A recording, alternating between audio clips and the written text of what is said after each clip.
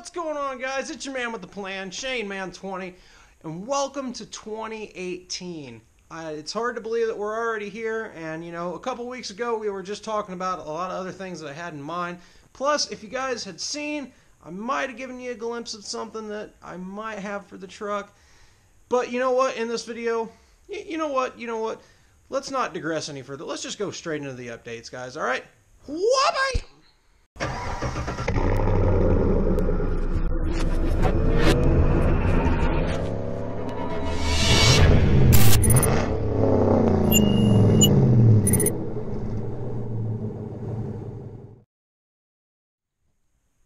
Whoa! Alright, so basically what we're going on to is I'm just going to update you guys on basically what I have planned for the truck and basically the timeline in which all that's going to happen.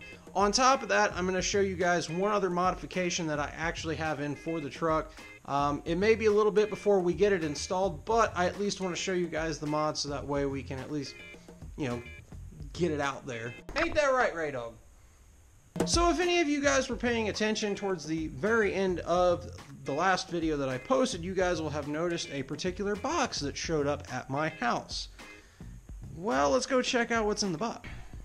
You remember seeing that name?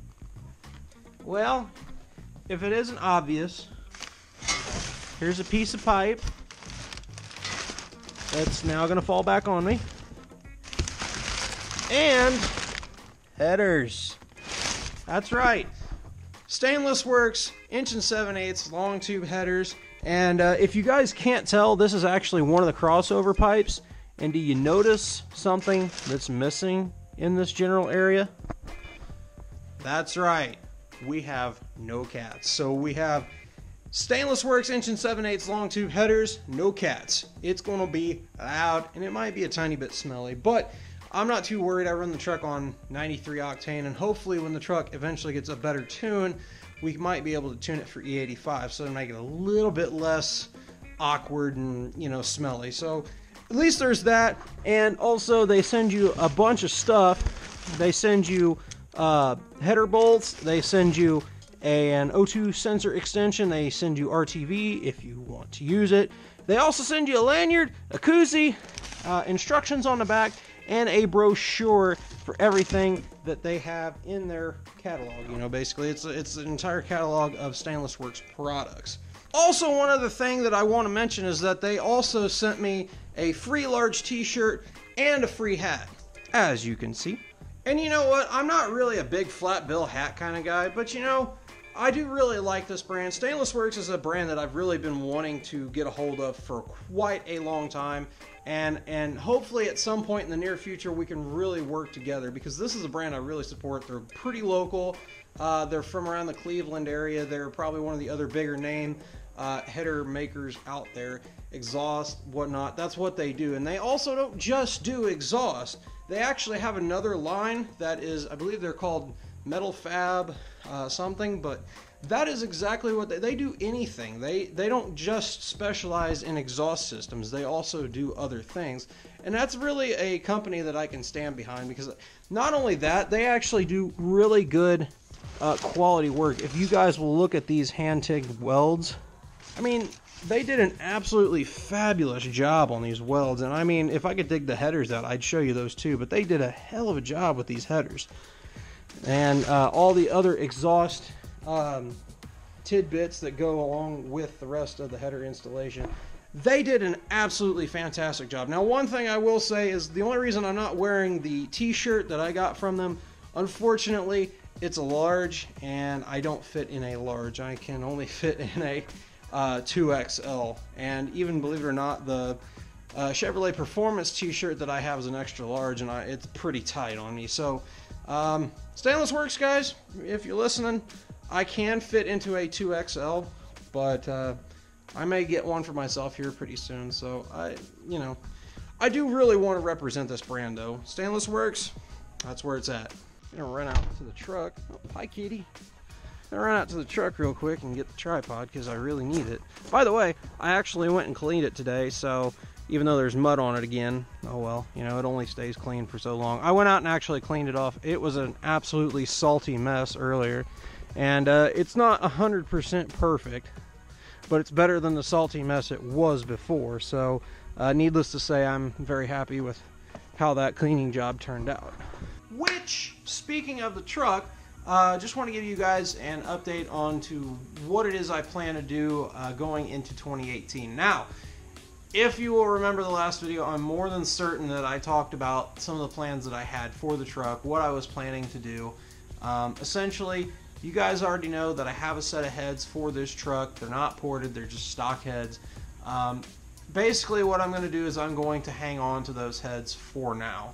And I don't plan on doing anything with them for quite a while. So what I have decided to do, instead of doing a heads cam install on this truck, I have decided that maybe it's just best to do a cam only and keep the stock heads on there. Maybe they'll clean them up a little bit, do a valve job, things like that. May not be necessary. You may just be able to get by with double springs and titanium retainers.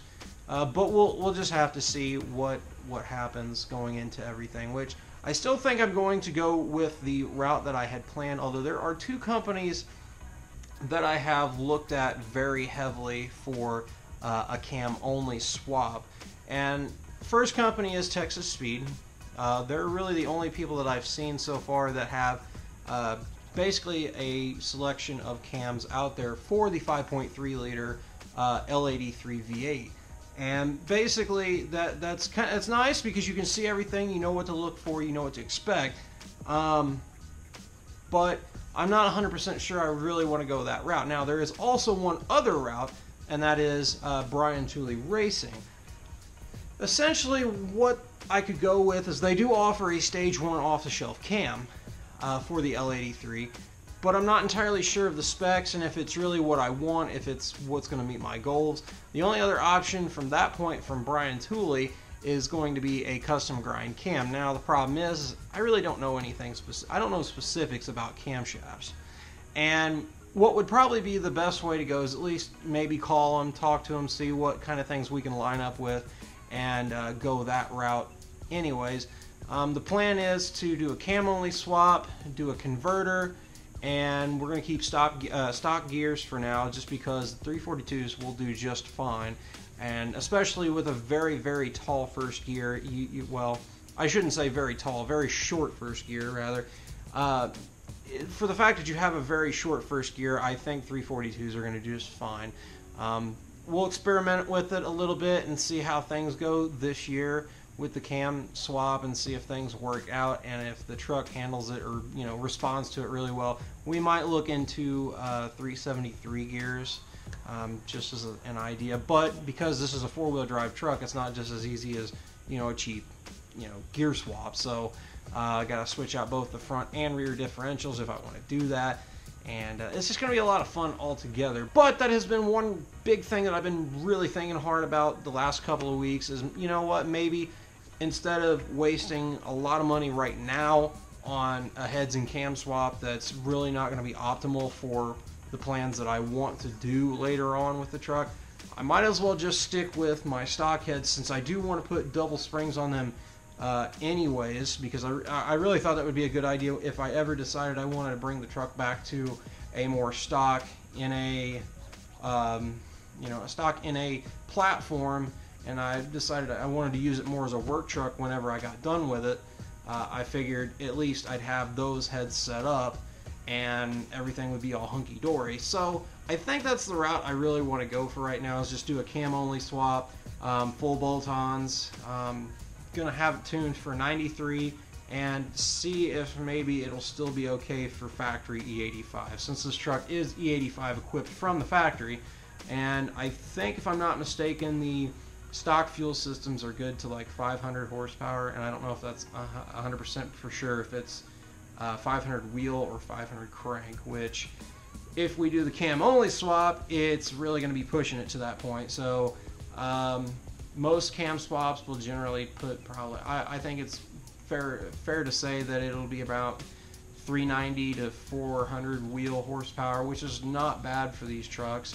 It's definitely some nice solid power, but when you consider that it's also going to be a four-wheel drive drag truck, it's going to be a little bit down on power in that department, but at least it will get off the line really quickly. So needless to say, that's kind of the thing I'm thinking of. One of the other things that I do want to look into is maybe some sort of launch control, which there's really not such a thing as launch control for these vehicles.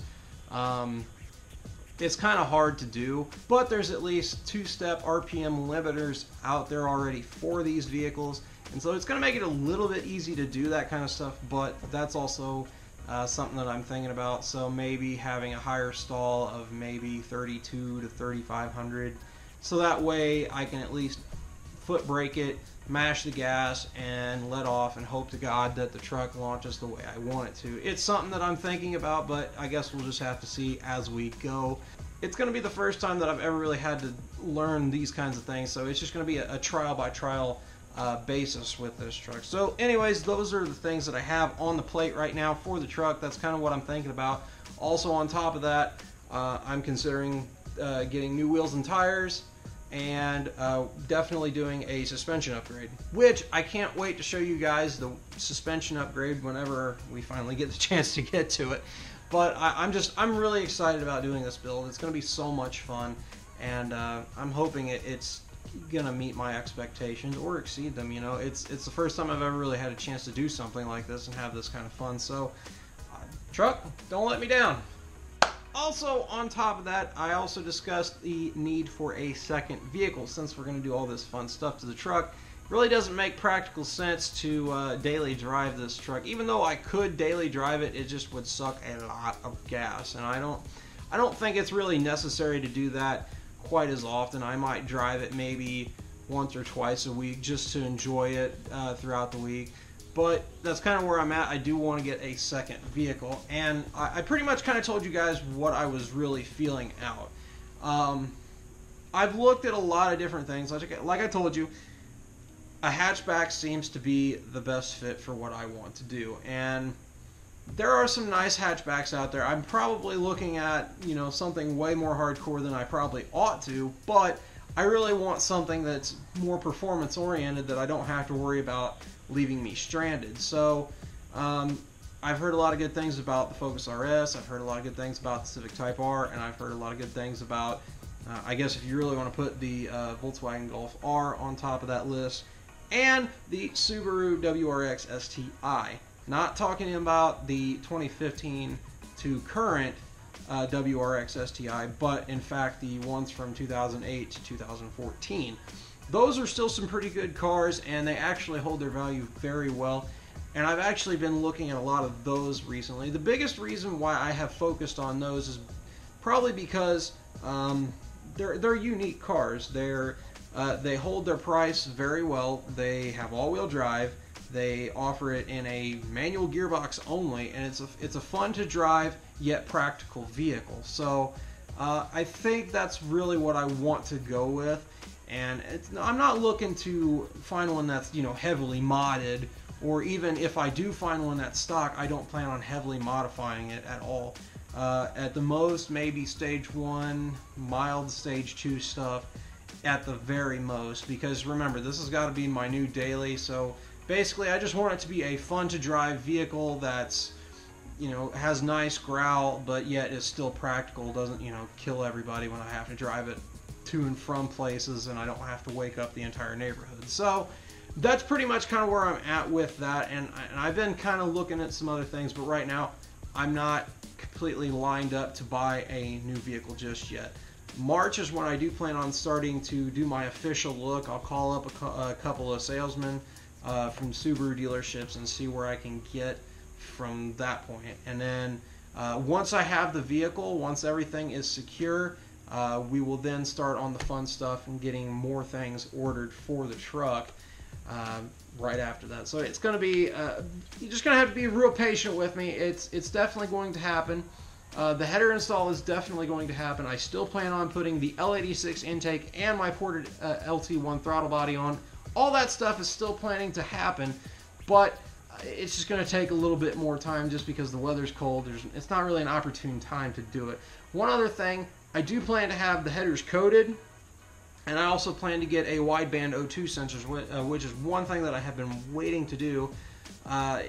Basically, I'm trying to find a pretty reputable shop that I can trust to coat my headers, and then we'll also get the wideband O2 sensor ordered. And I think I'm trying to debate whether I still want to go with an A-pillar mount, or if there's this new thing for this particular style trucks where the four-wheel drive and the light controls are. There's a guy that actually makes a gauge pod that will fit on that thing. So I don't know. I'm just kind of thinking, what do I really want to do? Where do I want to go with it? It's just still kind of a debate in that department. But I at least want to give you guys those kind of updates and let you guys know what's going on. Anyways, welcome to 2018. Hope you guys have had a great 2018 so far. I know I have. It's been pretty busy. It's been pretty hectic, but you know, that's life. It is what it is, and I hope you guys are excited for all the things that are coming for this truck this year. I'm very excited. One other thing that I want to update you guys on is, if you guys haven't already heard, YouTube released some new guidelines about the smaller channels and some of the things that they're going with. Now you have to meet this 4,000 hours of watch time, and that's over a period of 12 months, which this channel does just fine. The other part of that is that you have to have 1,000 subscribers, which unfortunately I do not have. I think as of today, let me double check. As of today, I have 593 subscribers. So, you know, it's kind of a long shot here, but at the same time, I'm not really in it for the money. You know, even though I do make, I'll be honest with you guys, I make probably $100 to $200 every 1 to 2 months. It's not something that I, you know, get on. It's not something I live off of. Thank God, you know. It's a nice incentive for doing what you have to, and I think it's going to push people to want to get into doing YouTube more, and it shouldn't necessarily be about the money. This was just something I really wanted to try out and do as a hobby, and also track some of the stuff that I've, you know, wanted to do with the truck, or maybe possibly get another vehicle, or review a lot of people that I know around here. They have some awesome cars, and I really want to review those cars and get with those people and just talk cars. You know, that's kind of the thing I really want to showcase, because Indiana really has a cool car scene, and I really want to show that off big time. But anyways, guys, with that said, hopefully you enjoyed this video. If you did, make sure to give it a big thumbs up, because I really do appreciate it. Also, if this is your first time stopping into the channel, please hit that subscribe button, because that also means the world to me. Also, do not forget about that notification bell that is next to the subscribe button. Make sure you click on that, because you guys do not want to miss the things that are about to happen to this truck. Even the dog that's sitting next to me, he's subscribed and has hit the notification bell. He wants to see what's going to happen with this truck. You guys don't want to miss that stuff. So make sure to hit that subscribe button and the notification bell so you don't miss that. With all that said, guys, hopefully you have a fantastic day and take it easy.